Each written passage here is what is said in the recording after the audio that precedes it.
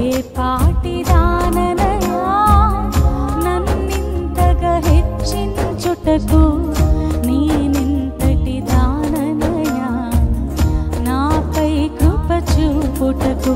నా దోషము భరించి నా పాపము క్షమించి నన్ను నీలా మార్చుటకు కలువరిలో మరణించి ప్రేమించే ప్రేమామయుడా, నీ ప్రేమకు పరిమితులేవి. కృప చూపు కృపగల దేవా, నీ కృపకు సాటేది.